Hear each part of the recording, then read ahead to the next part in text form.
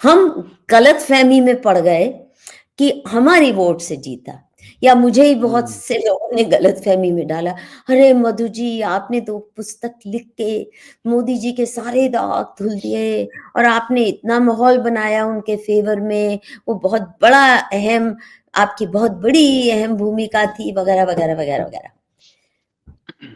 सच तो ये है कि मैं अब जो जो तथ्य मैंने उस किताब में पेश किए, मैं जब उन्हीं तथ्यों को दोबारा पढ़ती हूं तो कंक्लूजन बहुत साफ दिखता है कि ये डीप स्टेट के ही प्लांट थे, इवन एज गुजरात सीएम।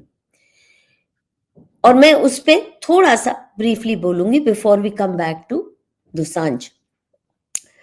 ये डीप स्टेट के प्लांट गुजरात सीएम के रूप में भी थे, इसके कई उदाहरण मिलते हैं। अच्छा, मेरी पुस्तक में मेरा मुख्य काम क्या था कि इनके ऊपर मुस्लिम जेनोसाइड का आरोप लगता था कि ये मुस्लिम हेटर हैं, मुसलमानों को सताते हैं, वगैरह वगैरह वगैरह, और ये हिंदुत्व की लेबोरेटरी बना के ये एक फासिस्ट रजीम चला रहे हैं। और मैंने जब गुजरात का अध्ययन किया तो स्पष्ट था हिंदू मुसलमानों को सर आंखों पे चढ़ा हुआ था।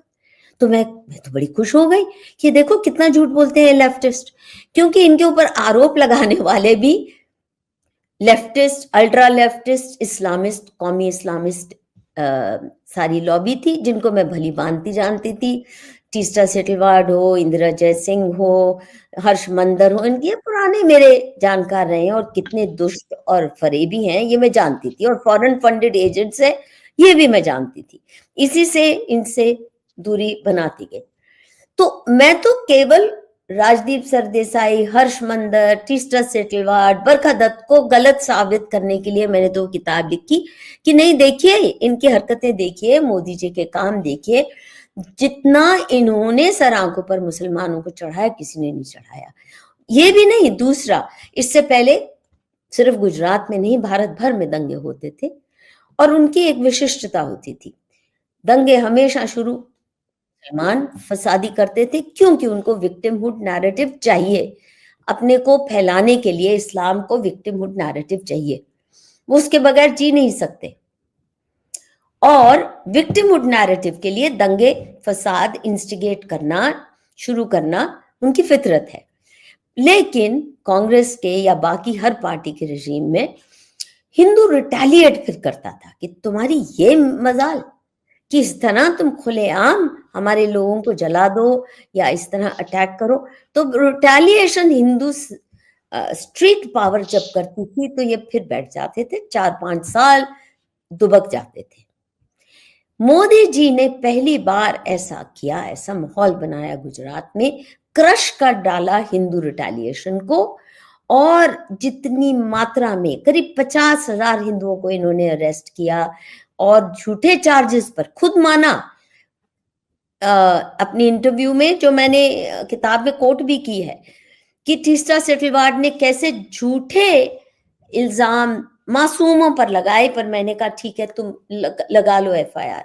हमें पुलिस भेजनी पड़ी वहां रिलीफ कैंप्स में, जहां साइक्लोस्टाइल फॉर्म बना के टीस्टा सेटलवाड को खुली छूट थी कि आप जो मर्जी आनन फानन में जिसके ऊपर जिस मर्जी हिंदू के ऊपर झूठे आरोप लगा दो, जिनमें प्रमुख थी माया कोडनानी, बिल्कुल निर्दोष महिला, उसको फांसी के फंदे तक मोदी जी ने पहुंचवा दिया झूठे आरोपों के आधार पर।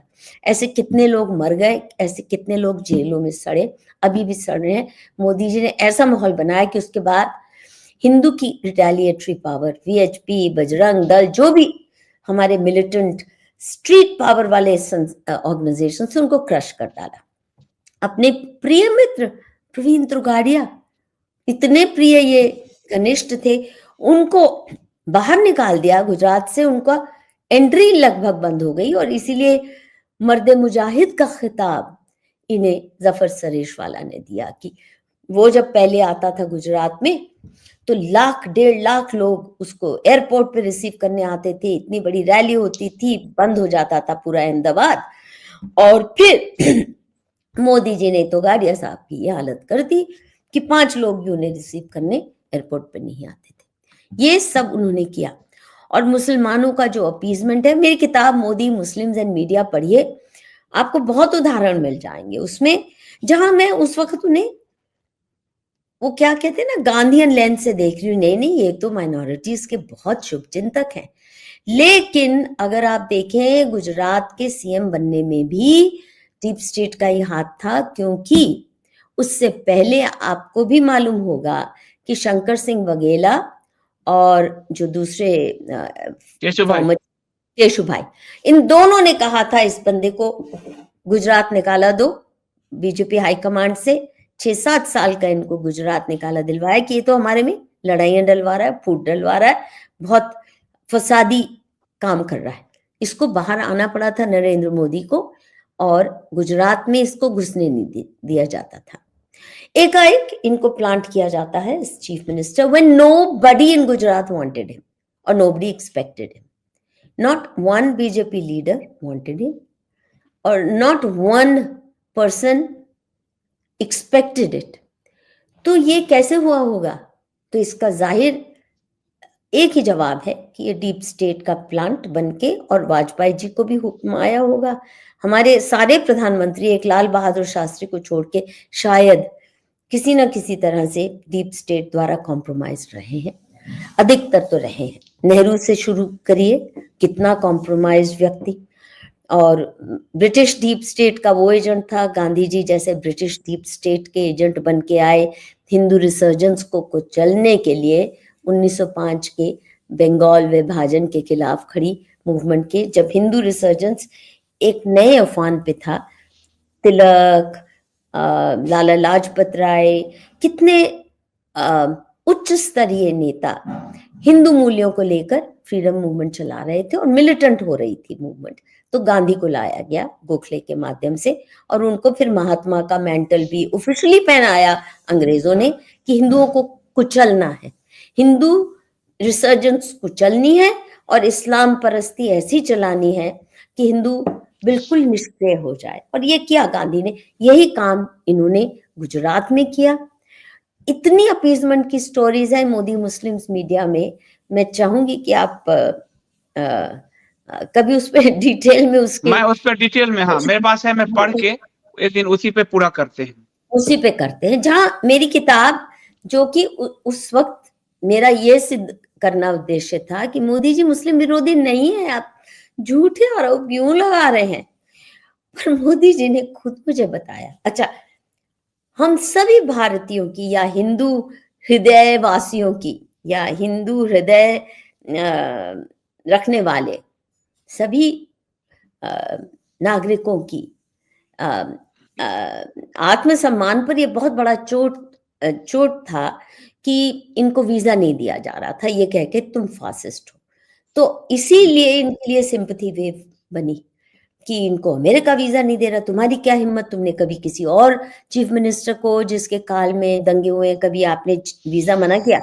अच्छा वो भी फिक्स मैच था, क्योंकि मोदी जी ने स्वयं मुझे बताया कि अमेरिकन एम्बेसी वाले लोग इनसे लगातार टच में थे, ऐसा नहीं कि हाँ हाँ इन्होंने खुद बताया।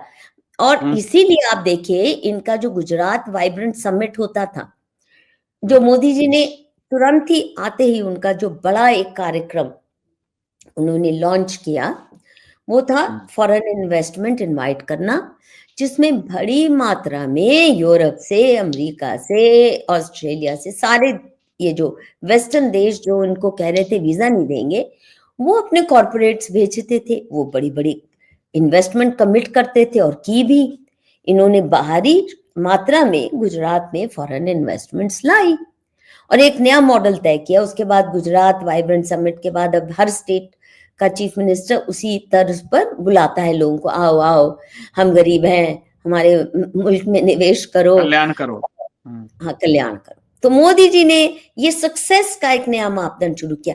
और अगर ये अमेरिका के वीजा के हकदार नहीं थे तो अमेरिका के कॉर्पोरेट्स को क्यों भेजा जा रहा था, और क्यों ये रेड कारपेट उनके लिए बिछा रहे थे, क्यों इंग्लैंड के लिए रेड कारपेट बिछा रहे थे अगर वो इन्वेस्टर के रूप में आ रहे हैं?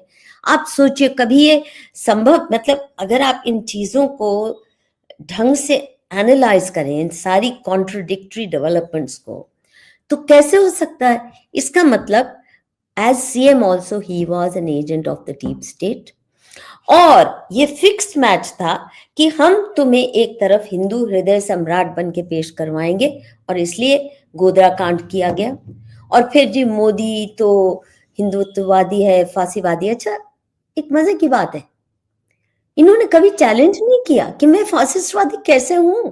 मान लीजिए मेरे पे कोई फासिस्ट होने का इल्जाम लगाए, या मुझे कहे तुम रेप करवाती हो महिलाओं को, तो मैं तुरंत उस पे मानहानि का मुकदमा करूं। तुम्हारी हिम्मत कैसे हुई इतना घिनौना अपमान या मेरे ऊपर चार्ज लगाने की? मैं तो उस व्यक्ति को छोड़ू नहीं। लेकिन ये चुप रहे, कभी नहीं इन्होंने इनकार किया, चैलेंज ही नहीं किया। जो गुजरात दंगों का सच मैंने बताया मेरी पुस्तक में, डे बाय डे उसका क्या नैरेटिव था, कैसे ये बचा रहे थे मुसलमानों को मरवाने के बजाय, और हिंदुओं को पहली बार पुलिस गोलियों से भुनवाया गया, 50,000 हिंदुओं को अंदर किया गया दंगों का। हालांकि मुख्य श्रेय मुसलमानों के ऊपर ज्यादा है, और उसके बावजूद इन पे जो चार्जेस लग रहे थे इन्होंने कभी झुटलाए नहीं। मैंने झुटलाए, और मुझे नहीं लगता मोदी जी उससे, इलेक्शन के समय वो चाहते थे कि मुसलमानों तक ये मेरा मैसेज पहुंचे, विदेशों तक मेरा मैसेज पहुंचे, न्यूयॉर्क टाइम्स समझ ले, बीबीसी मुझे अच्छा समझ ले, पर मेरे भाजपा के और आरएसएस के लोग ना कहीं ये सच जान ले। और इसीलिए इन्होंने भाजपा और आरएसएस में मेरी पुस्तक नहीं पहुंचने दी।